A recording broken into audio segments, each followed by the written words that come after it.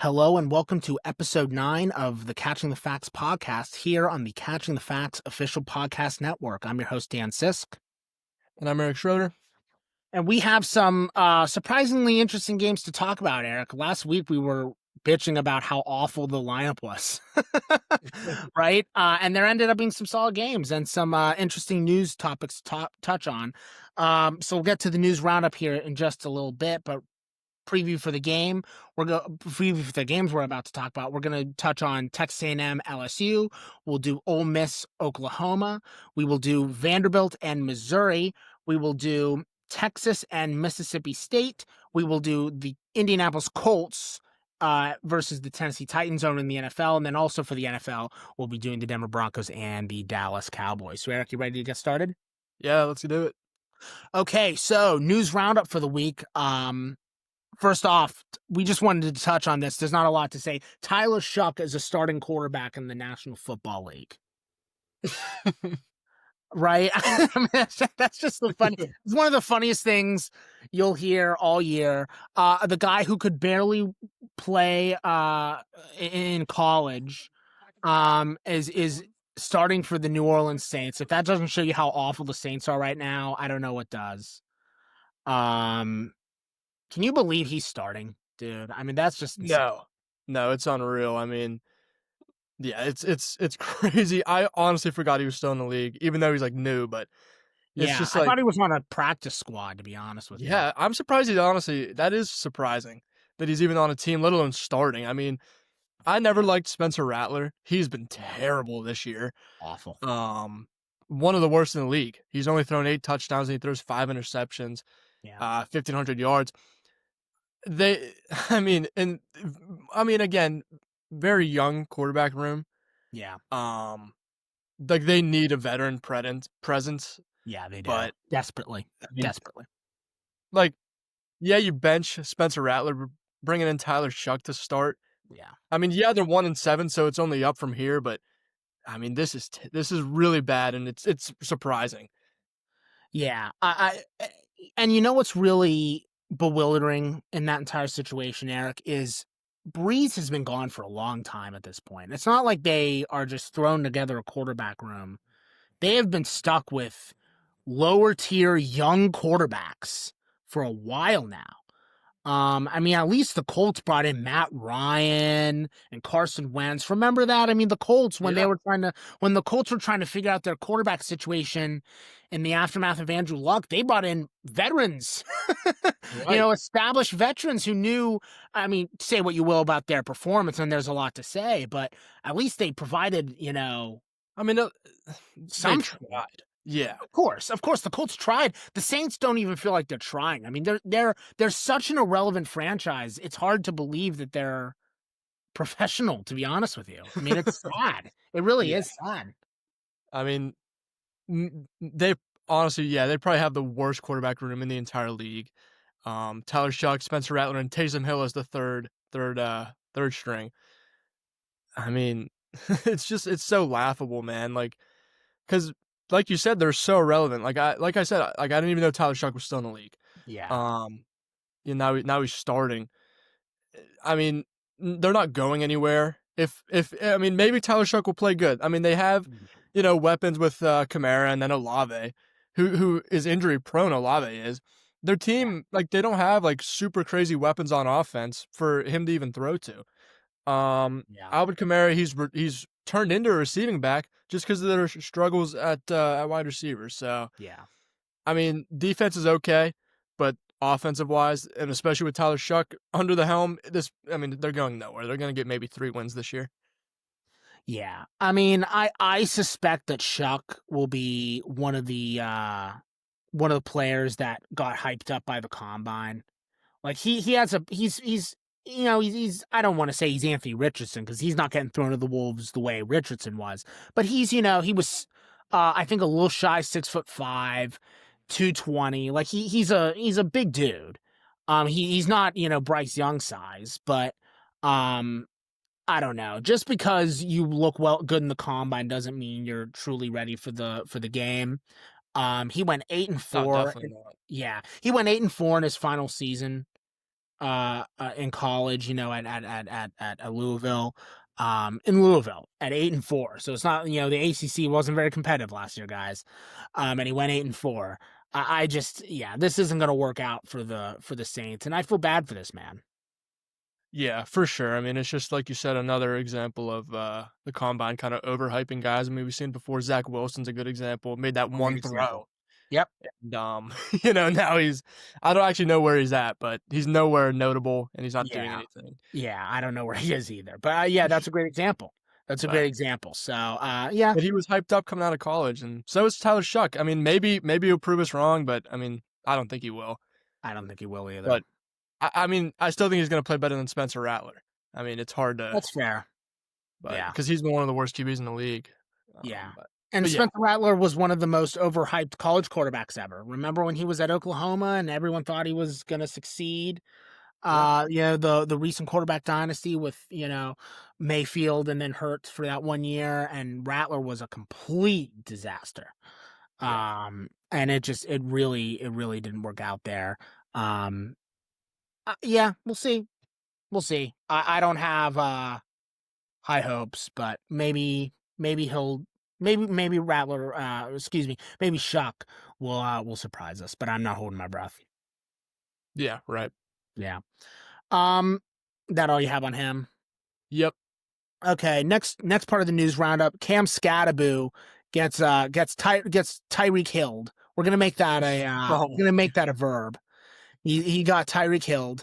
Um uh, it has been a long time since I've been that devastated by an injury that isn't a Steeler, dude. I mean, talk about a young player who was bringing so much dimension to the league, so much energy to the game, was outplaying Ashton Jeanty, and his season is pretty much done. I mean, that just sucks, man. It was hard to look at when it happened. It's just really a shame.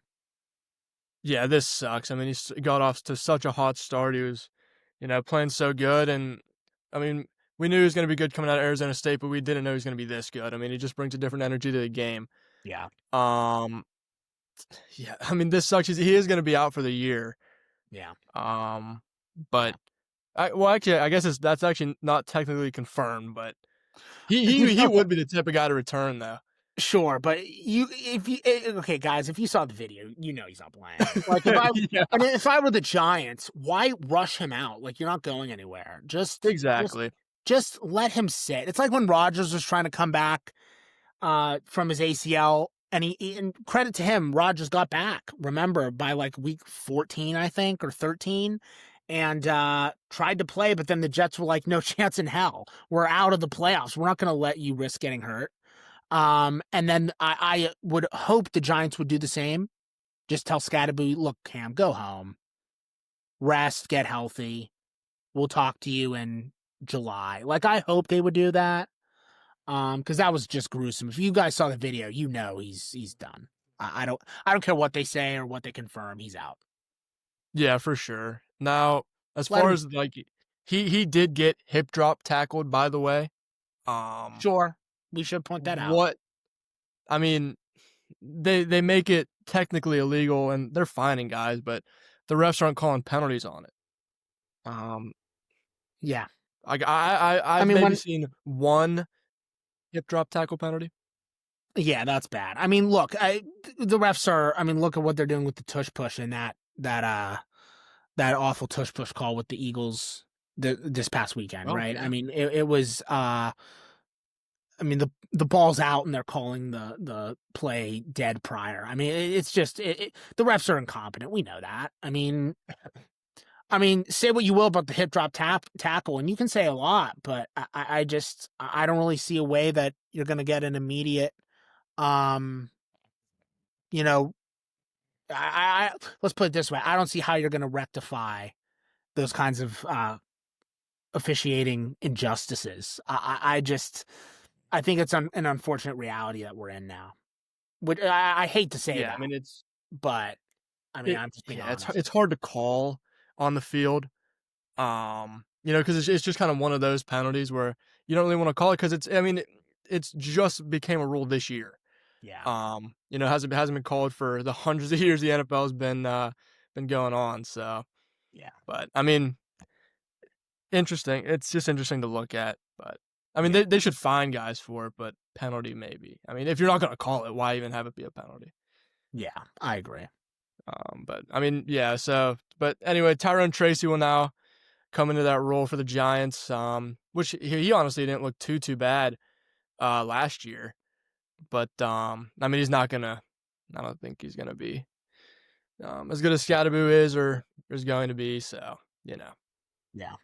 I agree. yeah, I agree. Okay. That's all I got. What about you? yep, Okay, lastly, guys, before we get into the games, one more piece of news for our news roundup, the big one of the week. We didn't forget it. Brian Kelly, Eric, is out at LSU. yeah, he is. Yeah, I mean, LSU's gotten off to, I mean, a horrible start. Come in as the fourth ranked team in the country. Yeah. After not really doing anything last year, made a Texas Bowl. Who cares? Yeah. Um, I mean, doesn't matter. I think this needed to happen, Yeah. and honestly, I don't mind the timing. Getting blown out at home to Texas A&M, and then even last week's loss to Vanderbilt wasn't pretty. Yeah. And they're right where they belong. Unranked, Brian Kelly fired. I don't mind it at all. It needed to happen. Yeah. Yeah. I completely agree with you. I completely agree. I mean, it was a situation, dude, where they just LSU has failed to take the next step for years. I mean, this was year 4 of the Brian Kelly tenure at LSU, and he finished 10-4, 10-3, and 9-4 in his 3 complete seasons, and he already had 3 losses this year. It just he was never able to take the next step. I think he did an okay job with NIL and the transfer portal. Um, but he again, when we were always talked about the SEC, what were we always saying, Eric? LSU is tier 2. Yeah, Like there are tier 1 teams in the SEC, and then there are tier 2 teams. And LSU, despite their pedigree as a top program, um, is tier 2, and the fan base there just does not accept that kind of result. Even today, I was seeing someone ranked the in the Athletic, someone ranked all the open coaching positions, and Penn State had been the number 1 coaching position that was vacant for the last month, and LSU is right at the top of that list now. They are number 1. Why? Because LSU is a prestigious organization, a prestigious school, prestigious university, and they love their football down there. And you cannot go and have 3 to 4 losses every year. You just can't. Okay. Say what you will about expectations. You can say a lot, but the reality is LSU is such a big school that I honestly, in my humble opinion, they are worthy of that kind of scrutiny and they're worthy of that kind of expectation. I don't think the fans are out of line. So I just, it had to be done. You said it. Um, yeah, I don't really know what else to say. I mean, I think we kind of, assumed that it was going to happen sooner rather than later. I also was surprised at the timing.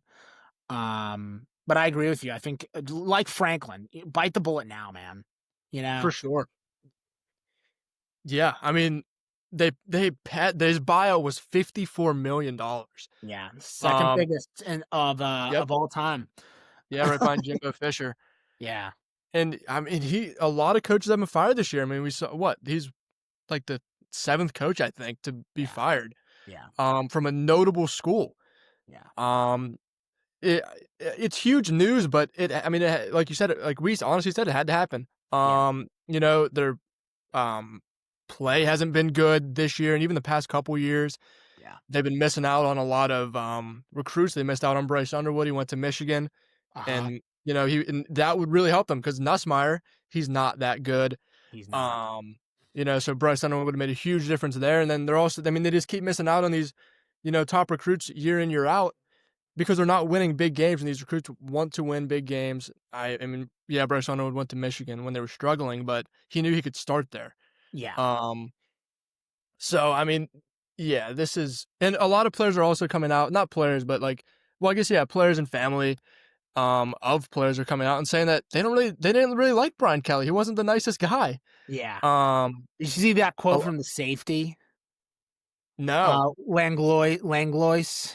Mm-mm. Um, I'm pulling up the quote here, and I have it here. I read this yesterday. I was laughing hysterically. Uh, LSU safety Matthew Langlois, he medically retired after 2023, so he was there for 2 years under Brian Kelly. Yeah, I saw His that. quote is, quote, "I was forced to medically retire before I could get a second or third opinion." He didn't even get a second opinion.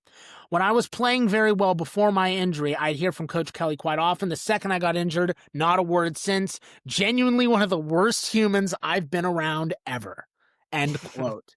And he Yeah, tweeted that out on X. Okay, that isn't some private thing that leaked. right. He's not hiding it. Look, I mean, I think we've all kind of known that Kelly is a bit of a douche. I mean, when we talked about that press conference a couple weeks ago where he was defending his offense after the win, um, we commented that even if he was in the right, which you could argue, the way he delivered it was really bad, right? And this tweet just kind of reinforces that. Yeah, it's not a good look for him. I'm sure he'll be fine. Obviously, you got a $54 million. Um, in terms of getting another job, I mean, I'm sure someone will pick him up. I don't think it'll be a big school. I think like Arkansas, that would be an amazing hire for them. They should go after him. Like like a school like that, like the tier 3 SEC schools, they should go after Brian Kelly. He'll get another gig. Yeah, he will. And but as far as LSU goes, they've already said that they've want Lane Kiffin. Yeah, Florida wants Lane Kiffin too. If I'm Lane Kiffin, do I stay at Ole Miss or do I go to LSU or do I go to Florida? That's a tough one. That's a tough one. I feel like at Ole Miss, he's built up such a reputation and he's built up such a good infrastructure that winning is in their short-term future. And you could even argue in their long-term future. Whereas Florida is going to take some more work to build up. And then LSU, they'll need to get built up, but they're going to have the money, right? They have a lot more money to play with. What do you do if you're Lane Kiffin, man?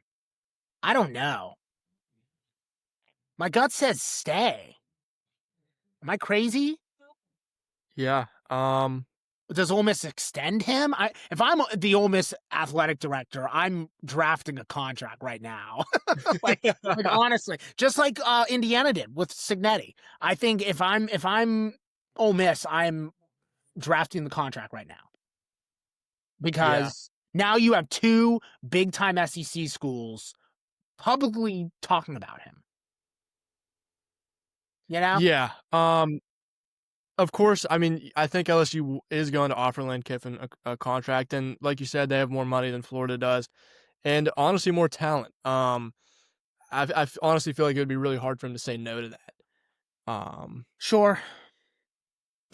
If I'm Lane Kiffin, here's the thing. I personally would stay at Ole Miss, but knowing Lane Kiffin and his ego, he's probably going to go to LSU. Yeah, You know, I just, for sure. that's what I think's going to happen. If I had to predict it, you heard it here. You're hearing the viewers are listening to this on October 29th. You heard it here. October 29th, Lane Kiffin's going to LSU. I'm calling it now. Yeah, I mean, I I guess agree. Penn State could offer Lane Kiffin, but Lane Kiffin's not going to go to Penn State. Um, No, no. yeah, I think it'll be LSU for him. I guess the last thing I kind of want to say on Brian Kelly before we move on to the games, Eric, because we're getting up here in runtime before we even get to the games. I'm having fun though. I'm not complaining. You said it.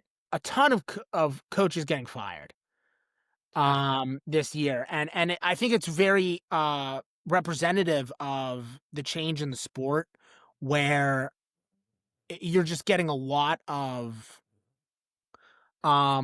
coaches that have short leashes because with NIL and with the transfer portal, you are expected to compete pretty much immediately. And if you can't adapt to the new game, you get what you become what Oklahoma State did. You fire Mike Gundy, even though Mike Gundy is revered there.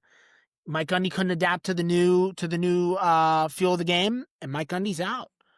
I think Mike Norvell is the next coach.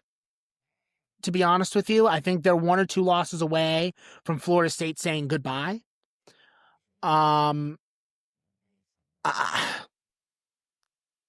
yeah, it's really crazy how all these coaches are expected. Honestly, Signetti's the worst thing to happen because he's the one who made the laughingstock of the sport a national championship contender in 2 years.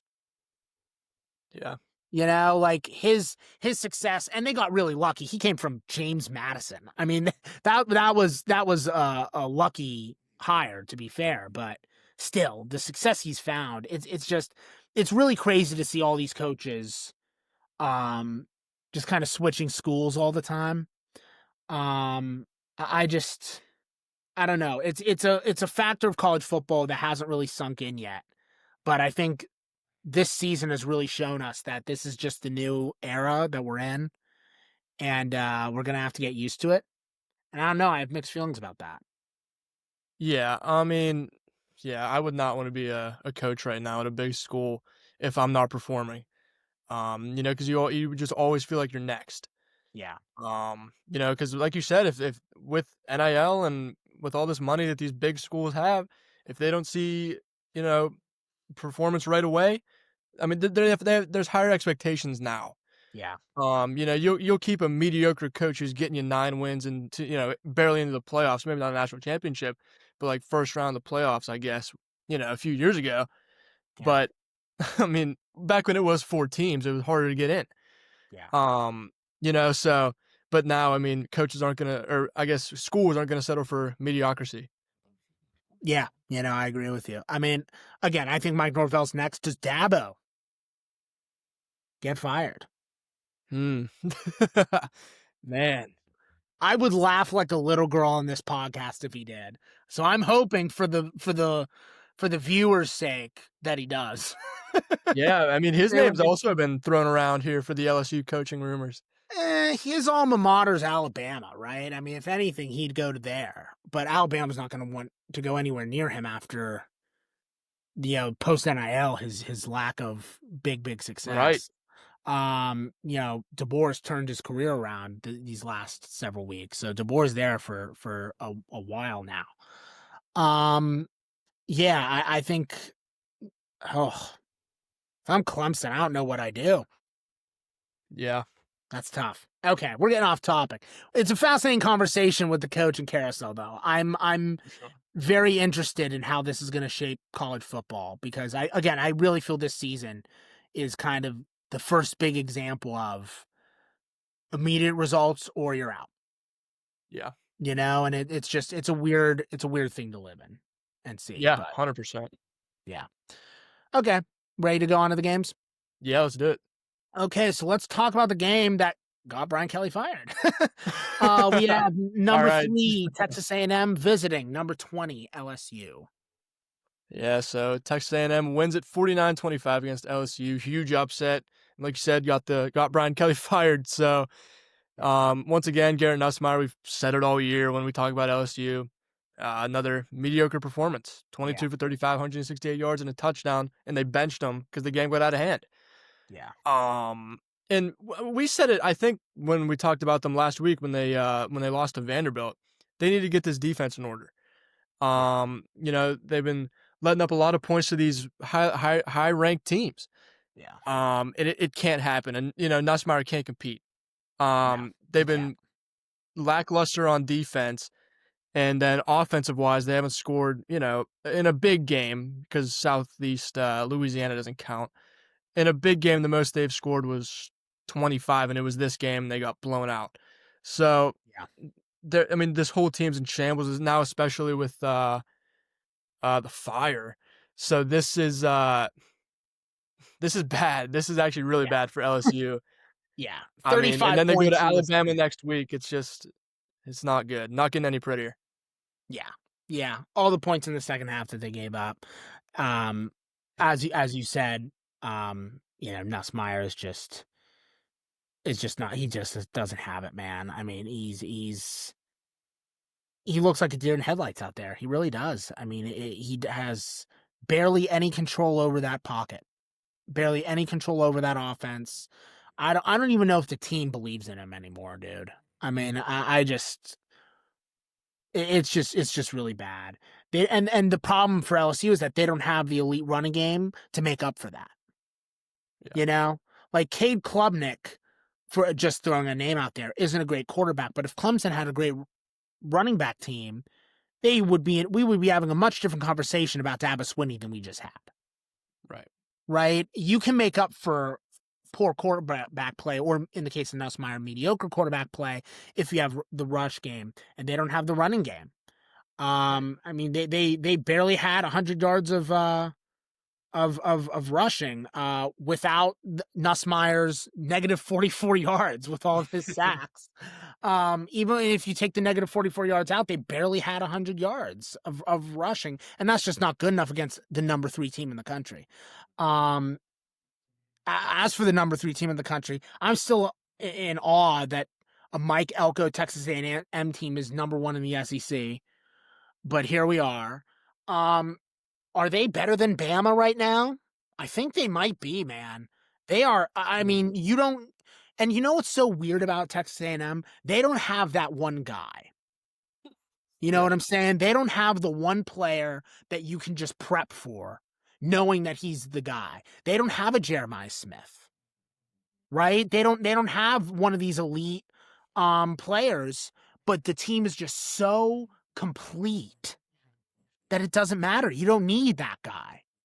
I mean, everything is delivering. Um, it's a very, very, very well constructed team.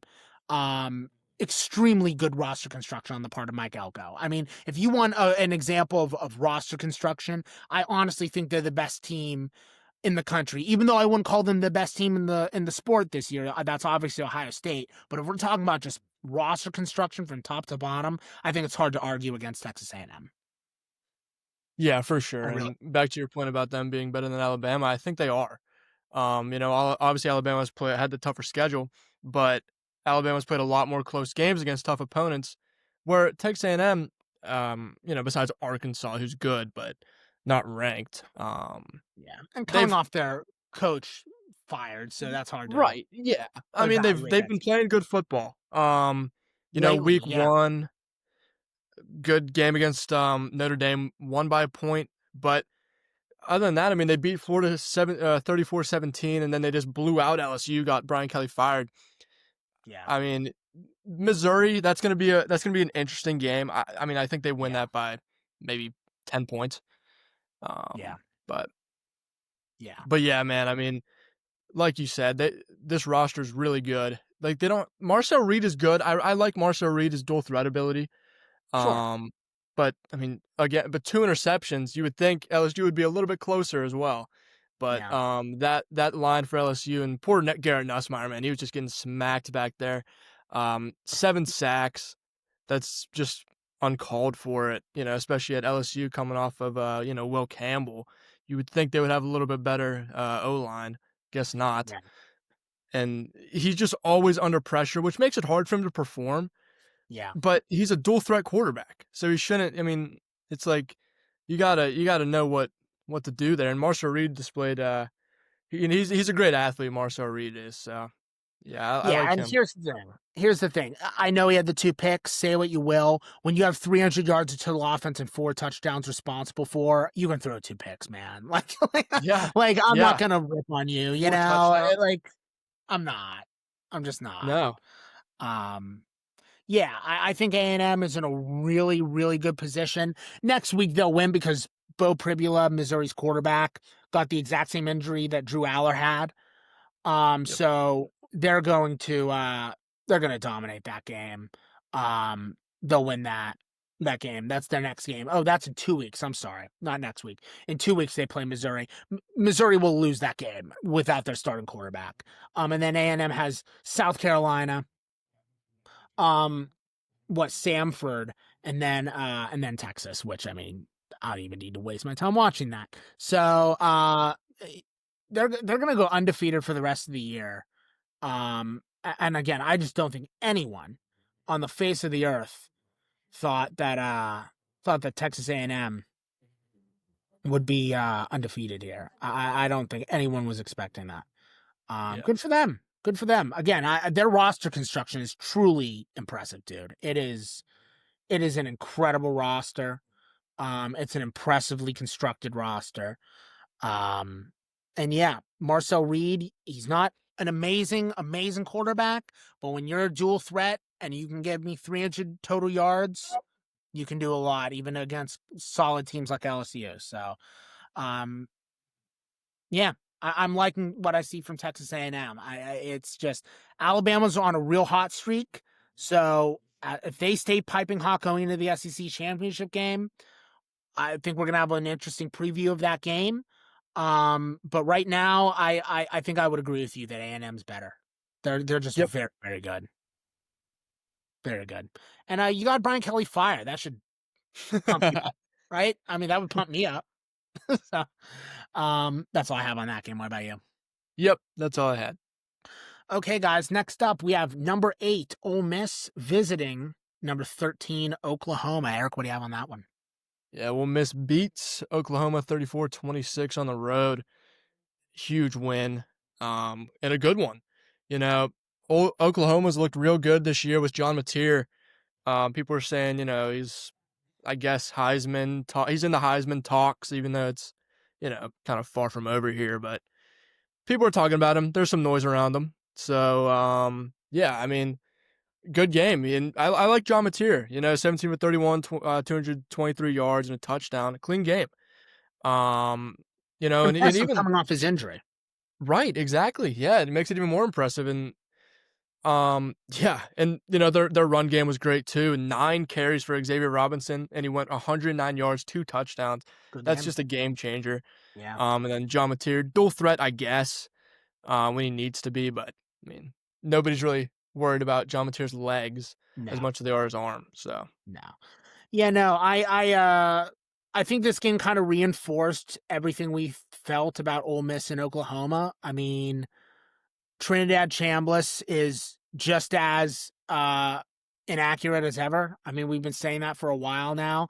Like at the end of the day, he does deliver, but he scares the living hell out of you during the game because he misses. Listen, it's 24 for 44, 315 passing yards and 1 TD, no picks. I mean, 44 attempts. yeah, I mean, if he's not not making the pass, just stop letting him throw, man. I mean, I know you want to support your quarterback, you don't want to demoralize him, but Kawan Lacey's not a bad running back. Like, I don't know why you're letting him throw 44 times when his inaccuracy is eventually going to cost Ole Miss a big game. It's eventually going to happen. I don't know when it's going to happen, because I'm not convinced they're going to make like the SEC championship game, especially with that Georgia loss, backing them up in the SEC standings. But I suspect that in the playoff, Ole Miss is gonna that Trinidad Chambliss is gonna cost Ole Miss a playoff game. I'm calling it now. yeah, That inaccuracy is a real problem. yeah, Real for sure. And, we saw it last year a little bit with Jackson Dart, who turned out to be all right in the NFL, but so far at least. I mean, but, you know, Jackson Dart, when he was under pressure, making deep passes, he struggled with accuracy. He did. Trinidad Chambliss, another good example of that. 24 for 44. That's horrible. Yeah. 44 times, you better throw for 300 yards. I mean, Yeah. that's just ridiculous. I mean, yeah, he didn't throw any picks, so it's kind of hard to critique, but I mean, it's just like he almost had some, it was just bad throws all over the place. Yeah. Ugly game. but yeah, Kawan Lacey, they were feeding him like crazy, 27 carries, and he had 78 yards, 2 touchdowns. That's a good game. Yeah. I would like to see him, he's a little bit of a game changer, so I would like to see him over 100 yards, but there's nothing wrong with what he did, especially on 27 carries. So they were just feeding, they were just letting Trinidad Chambliss air it out to, nobody, and then Kawan Lacey just run all over them, which he didn't really do. So honestly, yeah, they scored 34 points, but I don't want to say underperformed, but I mean, if you're throwing the ball 44 times and you're giving one running back 27 carries, you probably should have a little bit more points. Yeah, I would agree with you. I really feel that this game just kind of reinforced what we felt about Oklahoma, man. I mean, this Oklahoma team is okay. Yeah. Brent Venables isn't the worst head coach on the face of the planet, but he's not what Lincoln Riley was. Um, and they're just not gonna take the next step, man. It's just not gonna happen. They fell to 18th in the new AP poll, and I think that's a little low. I think they're somewhere around 14 or 15 personally, but they're not a playoff team.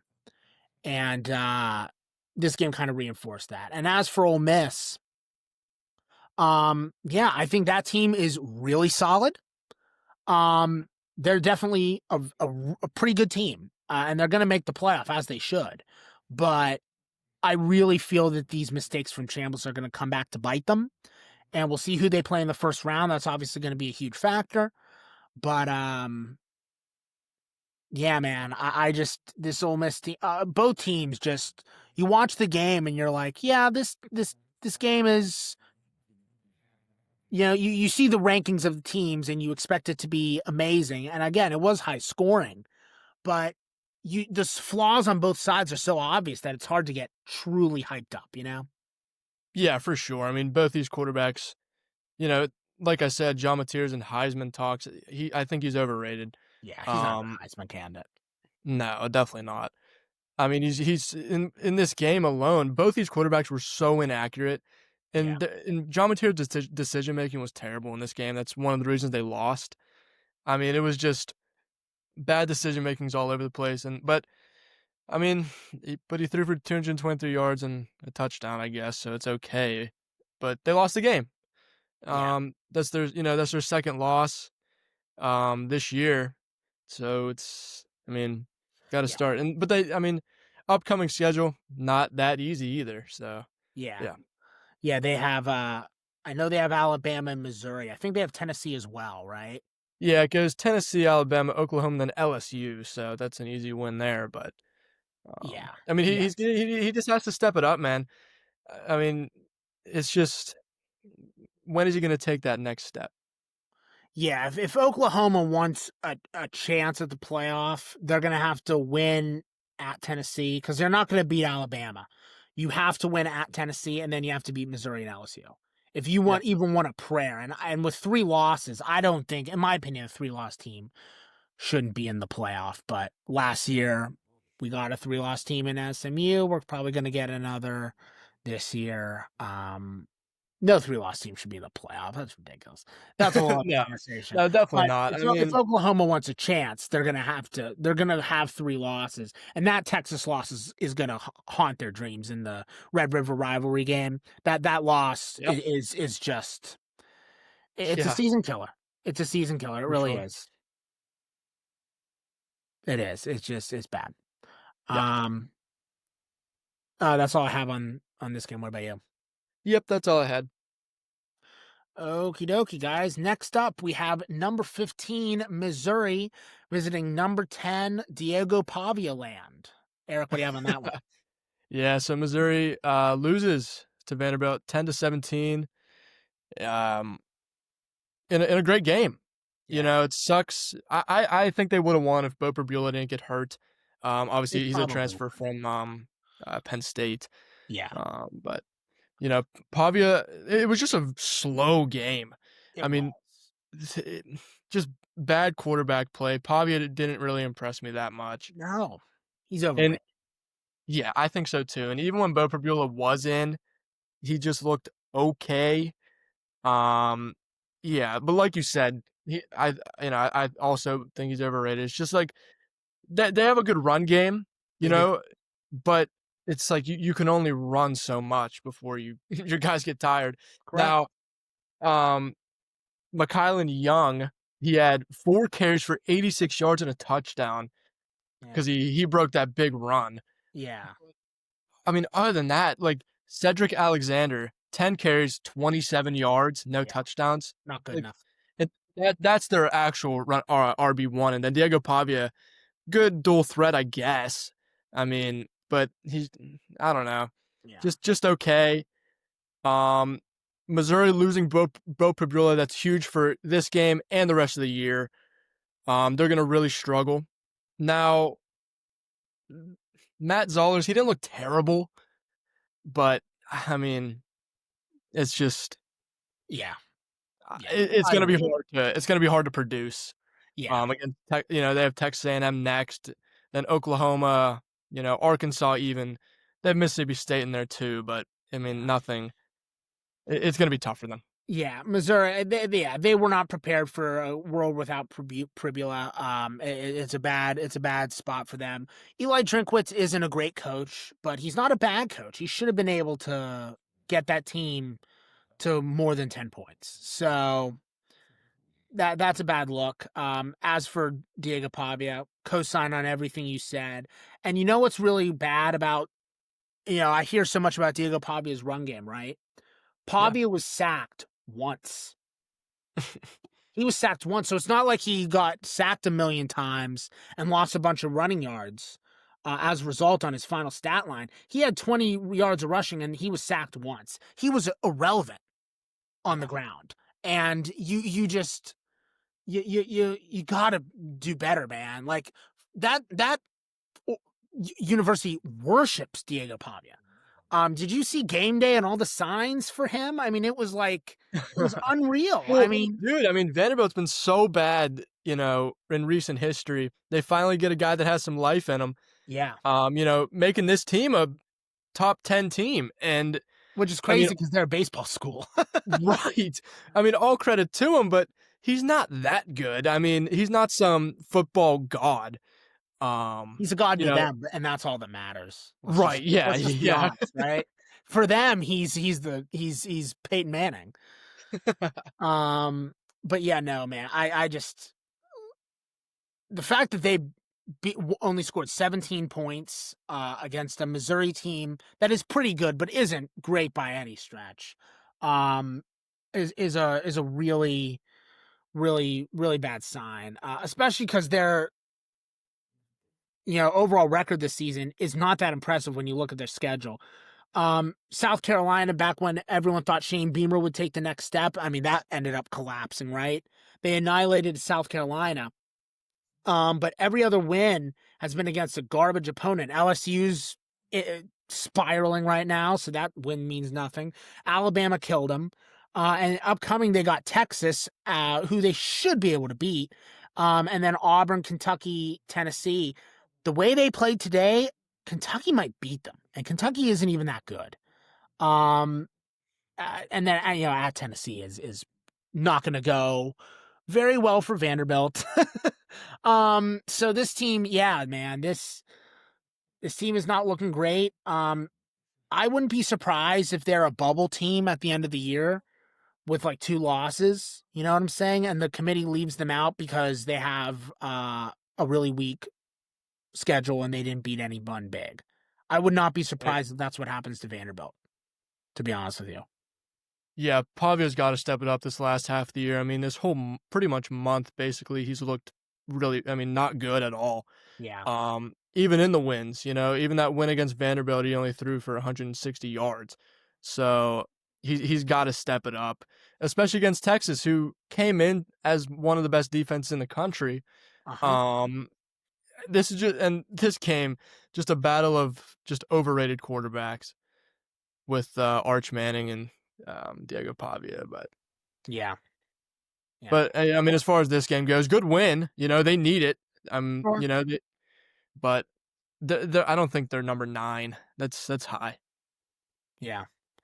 I agree with you. I just we'll see. We'll see what happens. I don't think it's gonna. I don't think it's gonna work out for Yeah. Vanderbilt. That's my gut. I don't think they make the playoff, dude. I really don't. No. I just they're gonna choke against either Auburn or Kentucky. I'm calling it now.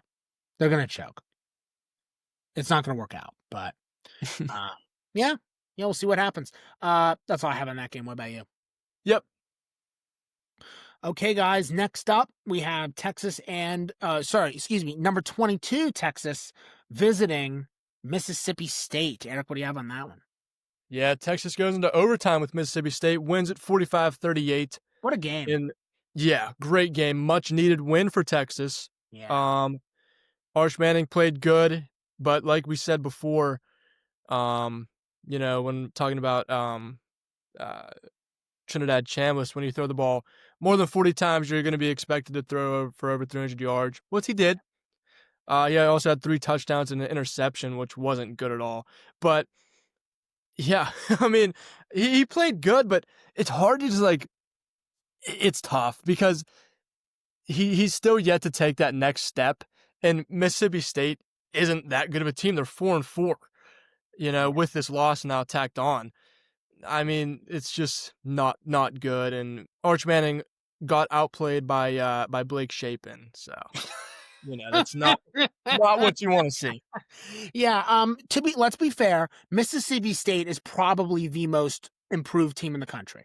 That team was dead in the water after Mike Leach's unfortunate passing, and it took them a long time to really come back from that.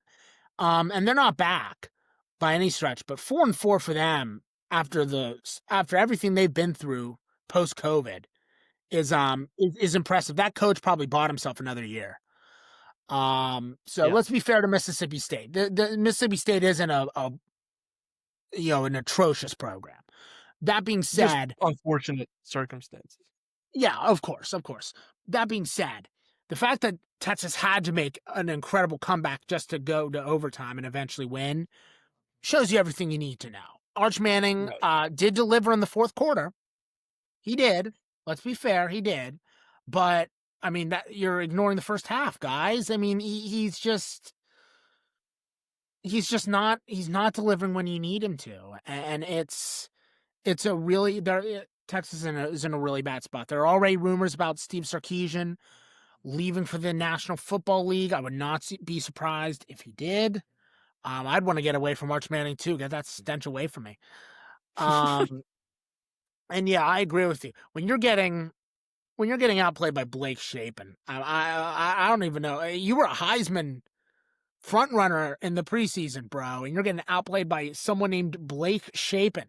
Okay, like think about that.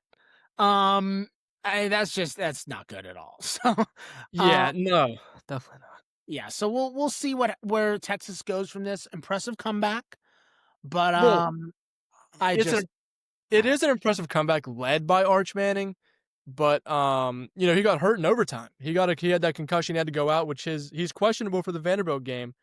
yeah. Matthew Caldwell came in for that one play and he scored a touchdown.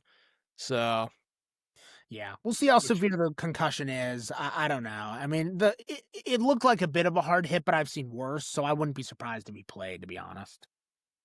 yeah, and he's gonna want to play. I mean, he needs to prove himself even more. In a big game, he Yeah, needs to prove himself. Yeah, exactly. 100%. Um, Yeah, so yeah, I would say they're definitely on the bubble right now. Even honestly, not even making it in at this rate. no, they're not going to get in. Yeah. They're not going to get in. I feel that I mean, the Oklahoma loss, the Oklahoma win gave them some light, but that Florida loss it's over. Like that Florida loss, they just fired Billy Napier. I mean, they're done. They're done. It's over. So I don't know. And they Even also if they failed to beat Kentucky. So I don't know. Yeah, this is the second week in a row they've gone to OT with mediocre teams. Yeah, before that they, killed Oklahoma, but Yeah, John they Mateer won. didn't play good and Arch Manning didn't even play good, so you can't even say that was Arch Manning. No, you can't. I mean, and now he's hurt. Got some big weeks coming up here with Vanderbilt, Georgia, and then Arkansas, and finishing off with Texas A&M. I mean, this schedule doesn't get any easier. That's a tough schedule. So yeah, I mean, I wouldn't be surprised if they're unranked by the end of this year, which is crazy to say considering they were the number one team. Yeah, yeah, they I mean, is it crazy to say though? I mean, Penn State and Clemson were ranked 2 and 4, dude, and they're unranked. Yeah, So, I don't know surprising, how I guess. I don't know Surprising. how improbable on being unranked is. But yeah, no, Vanderbilt, Georgia, A&M, I mean, that's just a brutal schedule. You need to win 2 of those 3 to have a prayer, and I just I think with 3 losses, I think the Florida loss would keep them out. So Yeah, for sure. we'll see. I mean, I don't know. We were kind of down on Texas all the way back in week 1, and I just yeah, it's a bad situation for them. Their defense is pretty good, but Arch Manning is really holding this team back, and it's clear as day that he is. Even in an overtime victory, you can see that. And yeah, we'll see where Texas goes. I do they beat Vanderbilt? Let's say Arch Manning plays. Do they beat Vanderbilt? I don't think they do. Yeah, that's Even at tough. home. Even at home, I don't think they win. I don't know. I mean, both these quarterbacks, with Diego Pavia and Arch Manning, haven't been playing good. I do think Arch will play a little bit better in this game than he has recently. Okay. Um, he's but I mean, he's concussed. So, and I didn't see how bad it was, but if he plays, I think they do win, but it's going to be really close. And even if they win, they'll get blown out by Georgia anyway, so Yeah. it doesn't really matter. Yeah. Georgia will kill them. I don't know. We'll see. We'll see where Texas goes. As for Mississippi State, not much to say. Sucks to lose, but again, considering their circumstances, this is a great year for them, and they're on their way up. So Yeah, I yeah, mean they've played a lot of tough opponents, pretty close. I mean, yeah, they have.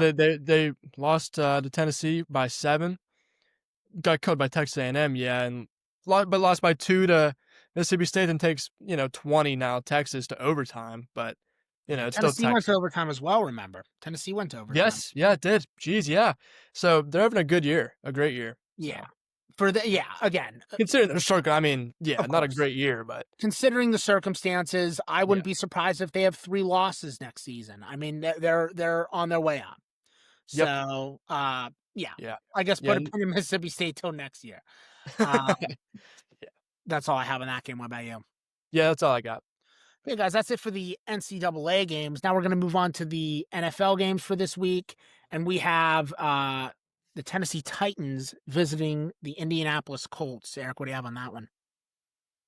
Yeah, so Tennessee heads to Indianapolis and loses 14-38. Um, Great game for the Colts. They look really good right now. They're Daniel number Jones one looks in the AFC. Think about yeah, that. The Indianapolis Colts are number one in the AFC. Can you believe that? In week 8? yeah. That's nuts. Yeah, Jonathan Taylor having a great year, almost historic. 12 carries, 150 yards, 153 yards, 2 touchdowns in this game. And Daniel Jones, man, he just keeps playing lights out. Yeah. 20 and I mean, yeah, against a bad Tennessee defense, but he went 21 for 29, 272 yards, 3 touchdowns and no interceptions. Great Yeah. game. And he doesn't really have the best receiving core. Yeah, Michael No. Pittman's good. Tyler Warren coming in from Penn State. That's a good pick in the He's been draft there. huge for But them. Been huge for them, yeah.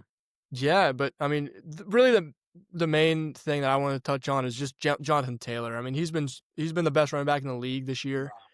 Um, you know, people are saying that he's on pace right now for the best running back season of all time. I mean, do I think he's gonna get it? No, but he's Uh, on pace, I guess. So you gotta talk about it. But yeah.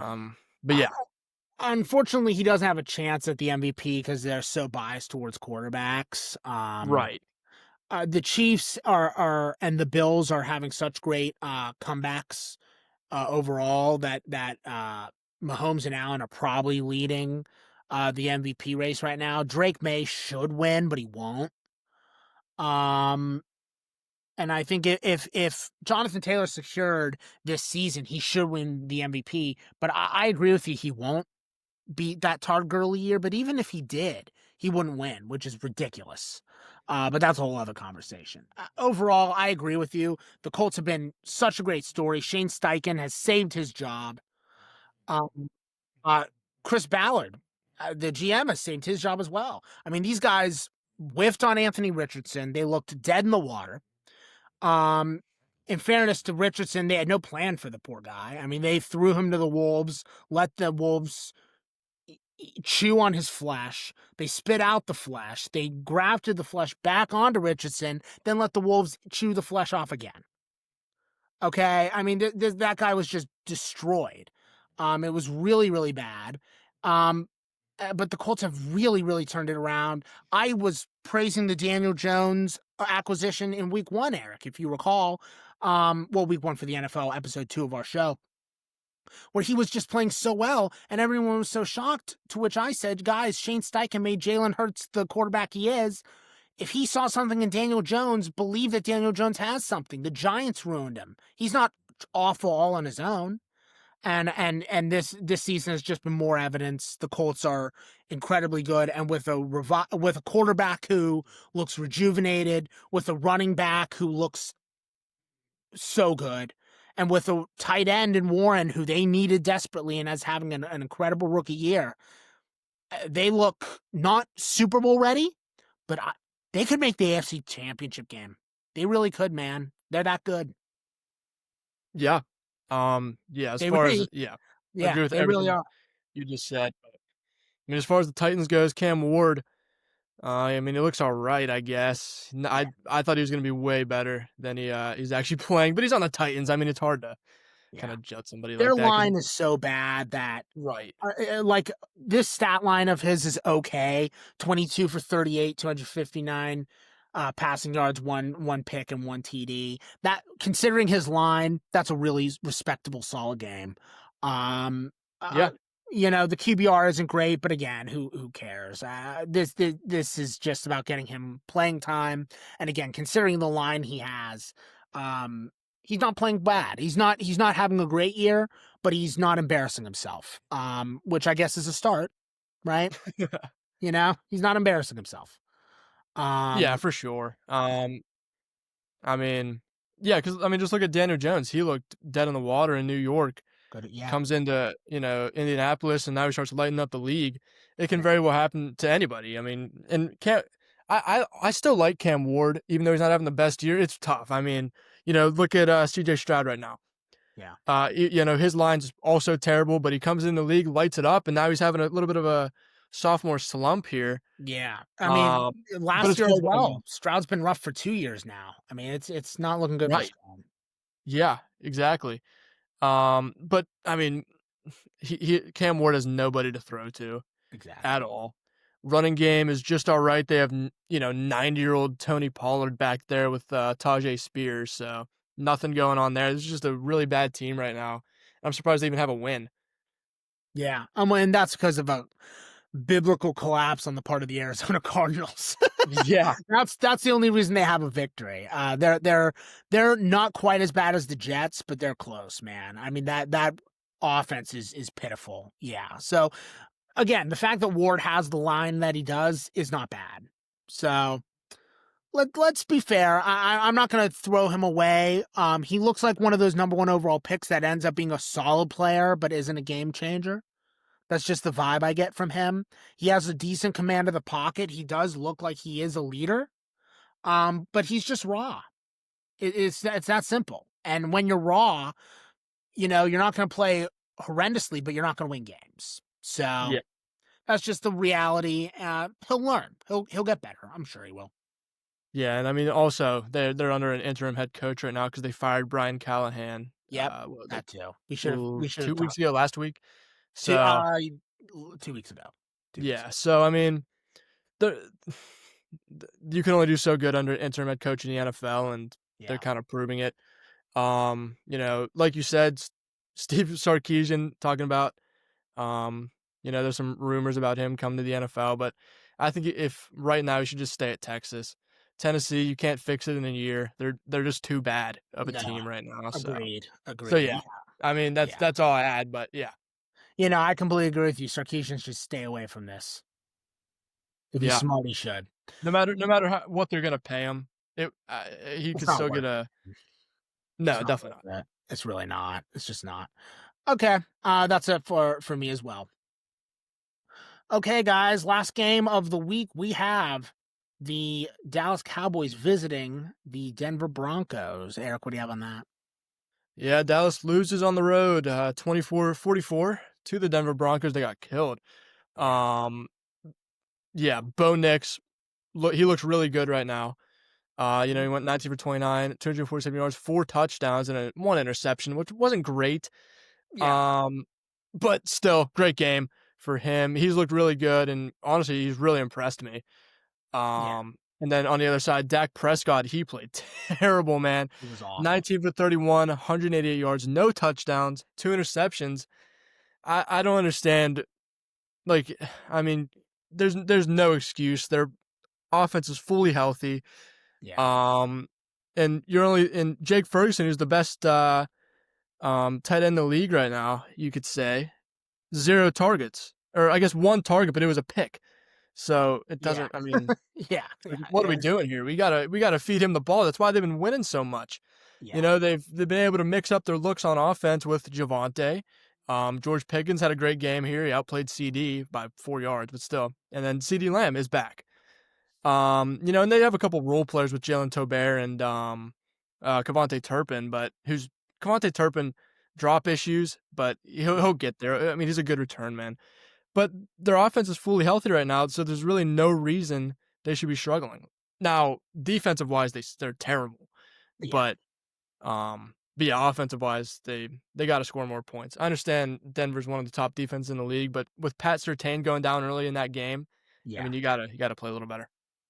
Yeah, you hit on it. It's the defense, dude. We knew this was the problem with Dallas from the start of the season. We knew the Parsons trade would really hurt that defense. We knew it would really hurt their pass rush and that they wouldn't be able to get after the QB because of it. And we're just seeing more proof of that. Bo Nix had a very good game. I don't even think Bo Nix is very good.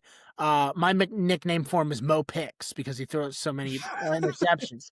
And Mo Picks didn't throw many picks in this game because Dallas couldn't get after him. The defense is a real problem for the Cowboys, and I don't see it turning around anytime soon. Jerry is already running his mouth. Grass is green, water is wet about how they need to make some moves. Keep crying, Jerry. We love bathing in your tears. Um, I just Prescott is such an enigma, man. He he looks like a top. Every other week, I feel like I'm looking at a top 5 quarterback in the league, or I'm looking at someone who's barely in the upper half of the quarterback. Right. I mean, like he's never one of the worst quarterbacks you've seen, but he is always either at the very top or like in the middle trending down, which is a Yeah, weird way to describe it, but it's true. it's I mean, true. he's just so he's so all over the place. I don't know what does he do in the middle of the week that makes him go on these swings. I mean, is it a mood swing? I don't know what it is. I mean, George Pickens is having the year of his career, has revived his entire future in the National Football League, which makes me sick. But that's a whole other conversation. George Pickens is having a fantastic year. You have CD under that big contract. You should be delivering 2 to 250 passing yards every single game, no questions asked. And Dak is not doing that. And I just don't see how anyone could defend him at this point. I really don't. It's really Ye bad for him. Yeah, you hit the nail on the head. Just inconsistent. I mean, he plays, for a month straight, just lights out on fire. Then he like plays against, like, I mean, a good defense, yes, but still, you have so many. Like I said, you have so many weapons on offense. There's no reason you should be under 200 passing yards. Yeah. Um, he just looked so bad, and just those 2 interceptions were horrible, so inaccurate. If you floated over, he threw a bullet pass to Jake Ferguson, or not, or what's his name? Yeah, Jake Ferguson, when he should have just floated over the DB's head. Now, was it a good decision in triple coverage to throw to your tight end? Probably not. No, no. But I mean, you gotta do a little better, especially with, like I said, Pat Surtain is out. They didn't place him on IR, but he's out for a pec strain. He made a good play on George Pickens when that happened, but that was a Yeah. weird injury. At first, I thought it was his like ankle. He was like holding his ankle, but then he was like holding his shoulder. So I don't know what's going on there. Yeah, But it was a weird injury, yeah. but Dre Greenlaw is coming back from suspension for Denver. Sure. He was suspended for 1 game for unsportsmanlike conduct after this is in air quotes, verbally threatened a referee after the Yeah, Giants I game. remember seeing that clip. I don't know what he said, but I saw the clip and he was pretty angry. He was not Yeah, not a happy yeah. camp. Uh, I don't know. Yeah, but he's just okay. I mean, he's at the back end of his career. Dre Greenlaw is, but Yeah. Yeah, no, I agree with you. Denver, I mean, looking at them as a team, I feel they're kind of beating everyone they should. Yeah. Right? But I mean, the Chargers don't look great right now. That loss doesn't look great. The Colts loss, I mean, we can forgive that. But looking ahead, they have Houston, they should win. Raiders, they should win. Chiefs, they'll lose. Commanders on the road Sunday night, they win. I'll say they win that one. Washington could win, but I think Denver wins. Then the Raiders again win. Packers, they'll get shelled. Jags, depends on how healthy the team is at that point. I need to see more. Chiefs. I mean, the schedule is not the worst, but it's not great. And so I think Denver has a real shot at the playoffs. I think the question is whether or not they can deliver. Even if they lose against the Chiefs and the Chargers and some of the better teams like the Packers, can they be competitive? I think that's really what we're looking for with Denver, right? yeah, I feel like yeah, for that's sure. I I mean, feel like that's the takeaway.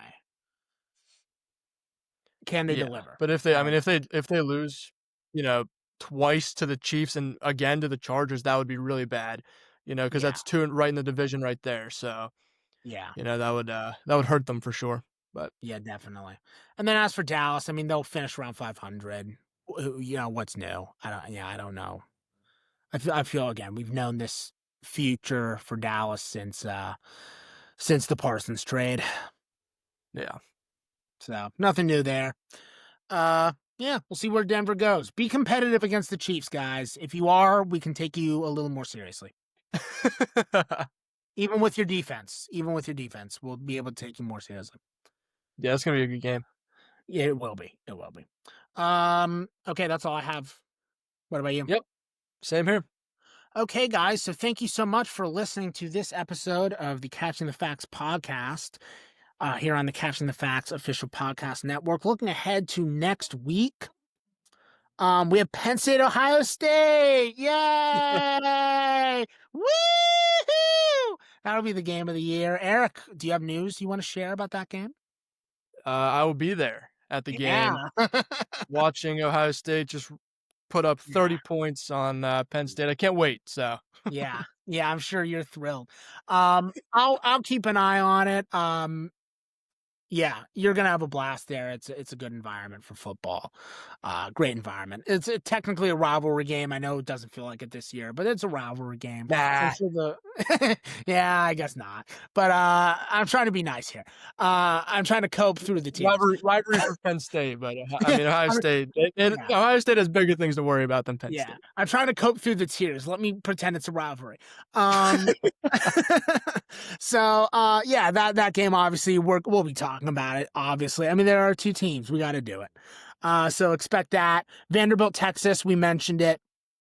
Obviously, that's going to be a huge game for Texas. Can Diego Pavia come back from a really weak game this week? We will see. Georgia, Florida, that is a rivalry game of Florida. I mean, it will be their first game without Billy Napier, so I guess we'll see if there's any change there, if the Yeah. team's motivated. I don't know, but Georgia should win. Oklahoma, Tennessee, we may talk about it, we may not. I mean, I feel we've said kind of what we need to say about both teams, but maybe it ends up being an incredible game. I don't know.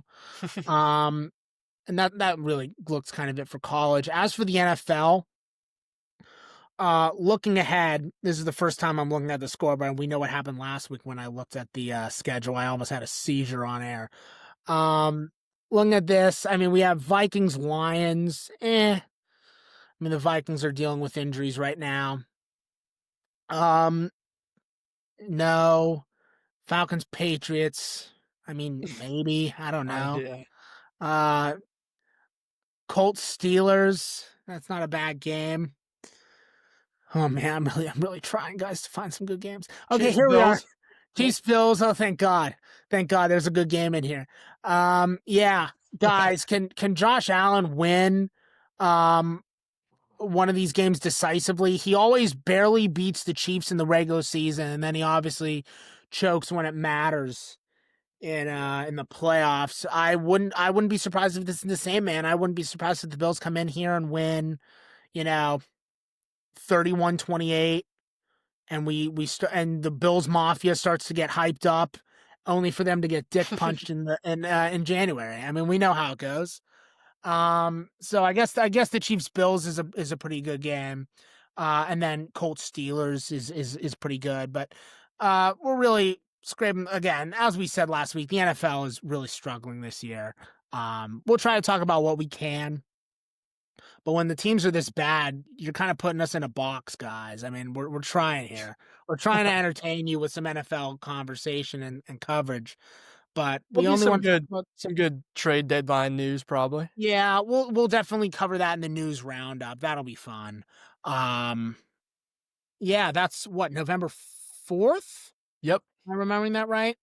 Okay, so yeah, we'll it'll be going on. It'll have happened. We record these on Tuesday night, so it'll have happened earlier that day. Well, we'll hopefully have some blockbusters to talk about, but Yeah. there haven't really been a lot of blockbusters at the trade deadline in recent years. I mean, there are sizable ones, right? I mean, I'm trying to think of like the best example to give. I don't know. I mean, the biggest one in recent memory is Parsons, but that was obviously the off season. But we'll see if the trade deadline gives us some juicy stuff. If the Colts are smart, they stock up. If I'm the Colts, if I'm Chris Ballard, I'm trading for every big defensive player I can because this is their year, man. You got to capitalize while the iron's hot. We'll see if they can. Um, yeah, I don't know. More NFL news will be coming in the news roundup next week. I'm just saying it now. um, but yeah, it should be a fun week of games.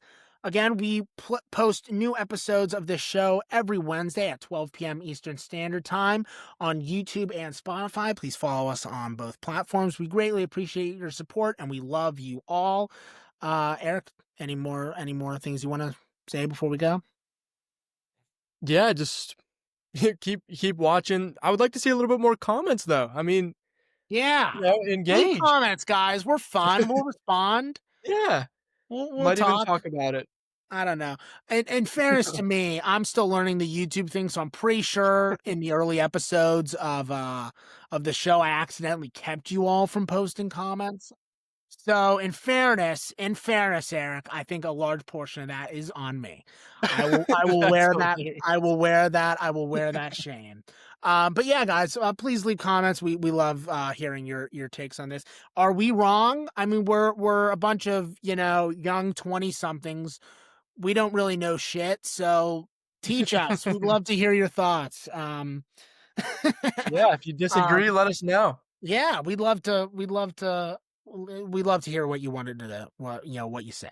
We love that. So yeah, leave comments. But again, we appreciate all the support you guys are giving us. We love doing the show every week. We look forward to giving you more again every Wednesday at 12 p.m. Eastern Standard Time on YouTube and Spotify. So yeah, Eric, if that's it for you, um yeah, that's it for me. So Yeah, that is uh it for me. yeah, guys, so thank you so much for listening to this episode. We will see you next week. Until then, I'm your host, Dan Sisk, And I'm Eric Schroeder. and we will see you then.